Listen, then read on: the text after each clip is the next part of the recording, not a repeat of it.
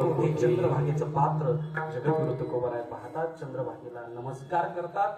नमस्कार करून चंद्रभागेमध्ये स्नान करतात. चंद्रभागे स्नान तुका मागे मुक्तीचे दान, चंद्रभागे करिता एक स्नान, तुझे दोष पळती रानोरान. नामदेव महाराज सांगतात तुझे दोष पळतात. चंद्रभागेच्या स्नानाचं ते पुण्य आहे. जगद्गुरु तुकोबारायांनी चंद्रभागेचं स्नान केलं. स्नान केल्यानंतर पुंडलिकरायांचं दर्शन घेतलं. पुंडलिकरायाचं दर्शन घेऊन जगद्गुरु तुकोबाराय महाद्वाराच्या आधीचा चौक आहे, त्या चौकामध्ये आले. जात असताना उजव्या बाजूला हनुमंतरायाचं मंदिर आहे. जगद्गुरु तुकोबारायांनी हनुमंतरायाला नमस्कार केला. बघा तुम्ही, एकमेव हनुमंतरायाचं मंदिर आहे ज्याच्यासमोर नंदी आहे. गेलते का तुम्ही पंढरपूरला कधी? सगळे गेलते ना? धन्यवाद सगळ्याला. जे गेले नसतील त्यांनी जा बरं का. तुका म्हणे जाय एक वेळा, एकदा तरी जा, एकदा तरी जा. तुका म्हणे जन्म आल्याचे सार्थक, विठ्ठलची एक देखणे, एकदा तरी गेलं पाहिजे.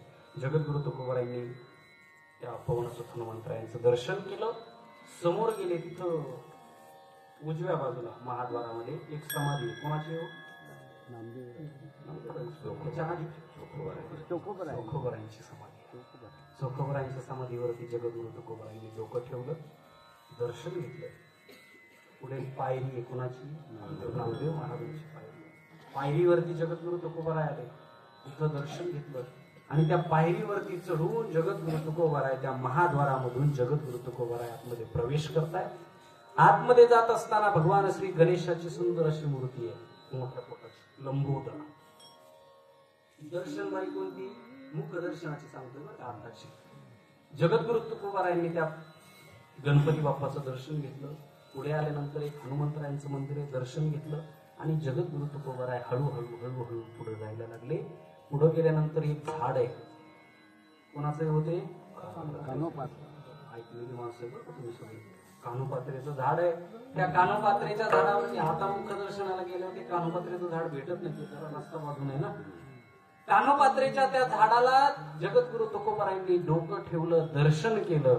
दर्शन केल्यानंतर पुढे काय? पुढे माहिती? त्या झाडापासून पुढे गेल्यानंतर गरुड खांब आहे. डोळे झाकल्यानंतर तो गरुड खांब दिसला पाहिजे बरं.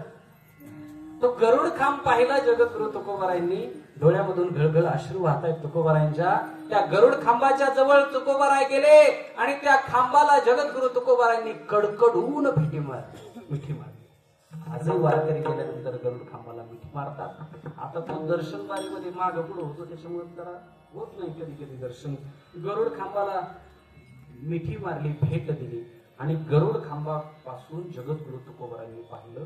गरुड खांबापासून तेव्हा असं समोर नाही दिसत, थोडासा बाजूला झाला, थोडस बाजूला झाले. आणि तुकोबारायांना समोर सुंदर, बघा आता मला समोर कसा तो सुंदर भगवान परमात्मा दिसतोय.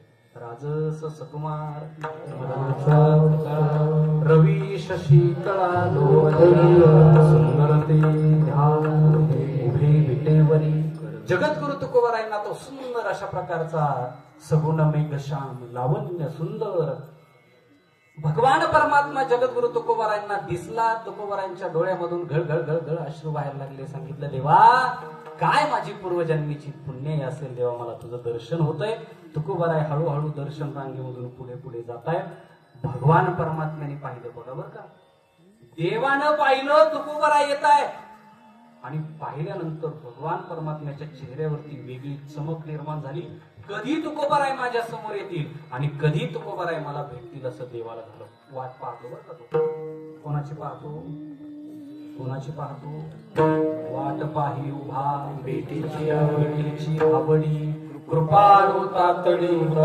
जो खरा भक्त असतो ना, देव त्याची वाट पाहतो. आपल्यासारख्या पोटग्या भक्ताची देव वाट पाहत नाही, नाही पाहत. देवाच्या समोर आपण गेलो तरी देवाला टेन्शन येते. अशी बोलून तुकोबाराय समोरून येत होते. जगद्गुरु तुकोबाराय जेव्हा समोरून येत आहेत, भगवान परमात्म्याला खूप आनंद झाला. तुकोबाराय भगवान परमात्म्याकडे येत आहेत. भगवान परमात्मा देवाकडे तुकोबारायकडे पाहतायत. दोघांची नजरानजर झाली. कल्पना करा. आणि नजरानजर झाल्यानंतर तुकोबारायांच्या डोळ्यामधून अश्रू आहेत. तुकोबारायांच्या डोळ्यातून अश्रू आहेत. यात नवल नाही, देवाच्याही डोळ्यातून अश्रू आहेत. भगवान परमात्मा म्हणतात, तुकोबा आलात तुम्ही? तुमच्यासारख्या भक्तांची मला अपेक्षा असते. मी कमरेवरती हात ठेवून फक्त वाट पाहतो. वाट पाहे तुकोबरांचे एक प्रमाणे वाट पाहे ढळी ठेवून हात. तुकोबराय देवाची वाट पाहतो. तो भगवान परमात्मा सांगतो तुकोबराय, अहो तुमच्यासारखे भक्त आले ना, मला असं वाटलं माझं कुणीतरी भेटलं. तुमच्यासारख्या भक्तांनी मला भेटावं म्हणून मी तुमची वाट पाहतो. कधीपासून वाट पाहतो? वामांगी रखुमाई दिसली 28 युगापासून तुकोबा तुमच्यासारख्या भक्तांची वाट पाहतो. नाही भेटतो तुमच्यासारखे म्हटलं.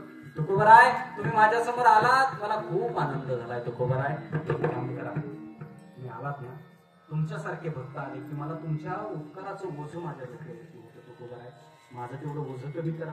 तुकोबराय म्हटले काय करायचे? म्हटले देवा तुकोबराय एक काम करा, तुमच्या मनात जर काही इच्छा असेल तर मागा ना, कधीतरी मागा. देव विनंती करतो कोणाला? भक्ताला. देव भक्ताला विनंती करतो, खऱ्या भक्ताला साधकाला विनंती करतो, मागा काहीतरी, मागा काहीतरी. आणि मग बऱ्याच वेळा मागा म्हटल्यानंतर तुकोबराय म्हणतात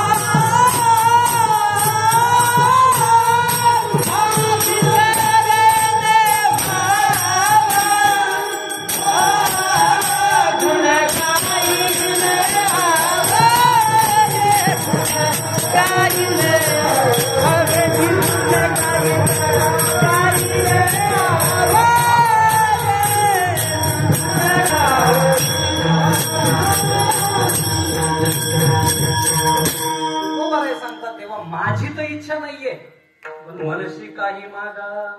तेव्हा काही म्हणतोयस ना तू, काही मागा, हेच देगा पांडुरंगा. काय द्या? जगद्गुरु तुकोबराय सांगतात तेव्हा एक गोष्ट द्या, हेची दान देगा देवा. देवा हेच दान दे. बरोबर शब्द गुरु वापरला. तुकोबरायने असं नाही म्हटले देवा हे दान दे. तुकोबराय म्हटले देवा हेची दान दे. तत्सव का लावला? मोठं विश्लेषण करा. एखादी गोष्ट जेव्हा आपल्याला तीच पाहिजे असते तेव्हा आपण स लावतो. लहान मुलाला जर बाजारात जत्रेत आपण घेऊन गेलो तर ते काहीतरी मागत असतं, हे दे हे दे हे दे. ती वस्तू थोडी महाग असते. महाग असल्यामुळे आपण काय करतो, त्याला म्हणतो एक काम कर, ती नको तू, ही देऊ का? ते म्हणतो नाही ही नको ती. ते म्हणतात ती ट्रक देऊ का? नाही नाही ट्रक नको. बस देऊ का? नाही नाही बस नको. जीप देऊ का? जीप पण नको. काय पाहिजे? मला तीच वस्तू पाहिजे. कोणती? त्याला जे पाहिजे ती घेतल्याशिवाय ते शांत बसत नाही. तुकोबराय सांगतात देवा मी तुला मागतोय, पण मागितल्यानंतर तू देशील, तू देणार आहेस हे मला माहिती आहे, तू देणारच आहेस. परंतु देवा मला माहिती आहे तुझा स्वभाव. तू काय करतो? तुला जर मागितलं एक तर तू देतो दुसरं. स्वभाव मला माहिती आहे. जगद्गुरु तुकोबा काय असे तसे नव्हते. तुकोबा म्हटले तेव्हा मला माहिती आहे. मी पाहिलंय मागच्या जन्मामध्ये, मागच्या जन्मामध्ये बघितलं. तेव्हा तुला काहींनी मागितलं. तुकोबा म्हणतात ते उपमन्यू सारखा देवा तुझा भक्त होता. काय मागितलं होतं उपमन्यूने तुला? काय मागितलं होतं? दुधाची वाटी. बरोबर का? उपमन्यू होता, लहान होता, घरची गरिबी होती. आईला म्हटलं आई मला दूध प्यायचं. आईकडे दुधाचे पैसे नव्हते दूध आणण्यासाठी. आईनं काय केलं, घरातलं एक पीठ घेतलं गव्हाचं वगैरे, त्या पिठामध्ये पाणी घातलं. पाणी घालून त्याचं दूध तयार करून सांगितलं उपमन्यू हे घे दूध. उपमन्यूला दूध दिलं. ते दूध म्हणून प्यायला लागला. त्याच्याकडे काय माहिती ते दूध यायचं. मग थोडा मोठा व्हायला लागला आणि मोठा झाल्यानंतर काही मित्रांच्या बरोबर तो गेला. तिथं दुसऱ्या मित्राच्या घरी गेला आणि तिथं गेल्यानंतर त्या मित्राच्या आईनं त्यांना सगळ्यांना दूध दिलं ग्लासामध्ये. आता ते दूध घेत असताना त्याला त्या दुधाची चव वेगळी लागली. आता दूध खोटं होतं काय, हे जे पीत होतं ते खोटं होतं. दिलेलं दूध जे होतं ते खरं होतं, पण त्याला ती चव आवडली नाही. तो म्हणला काकू काहो तुम्ही दूध मला दिलंय पण हे दूध वाटत नाही. त्यामुळे हा असं कसं काय वाटत नाही, हे तर दूधच आहे. म्हणे नाही ना मला या दुधाची चव वेगळी लागते.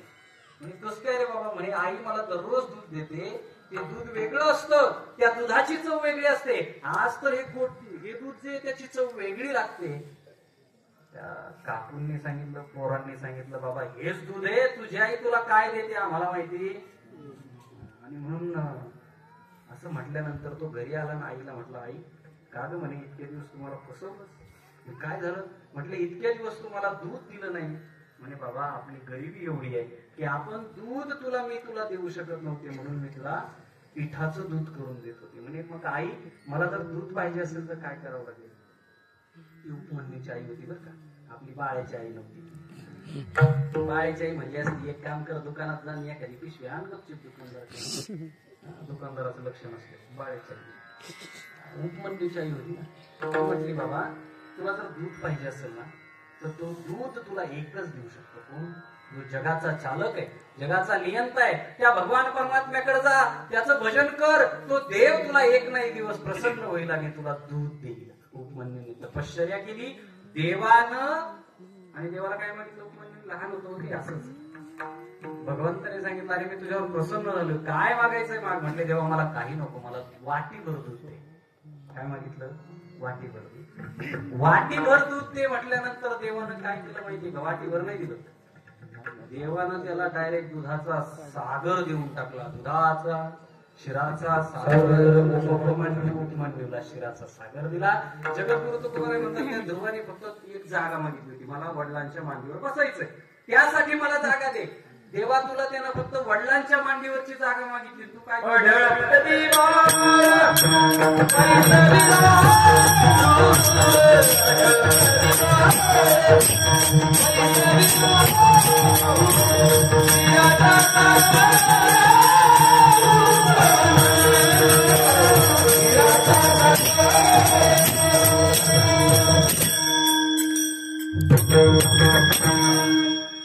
आढळपदी बाळ वैसविला ध्रुव. शिराचा सागर उपमन्यू देवा मला तुझा स्वभाव माहितीये. तुला मागितलं एक की तू दुसरं देतो. तुला जर देवा म्हटलं ना मला तुझ्या जवळ यायचंय, तो म्हणतो देव म्हणतात मग तुला ब्रह्मपद देऊ का? ब्रह्मादिक पदे दुःखाची शिरा दुष्ट जडो देशी. देवा तुला मागितलं एक तर तू दुसरं देतो, मला हेच दे. काय दे? हे चिदान दे का देवा, तुझा विसरण व्हावा. देवा तुझा विसर होणार नाही हेच म्हणा, तुझा विसर नाही.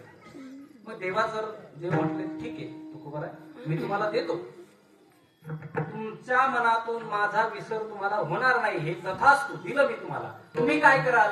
गुण गाईन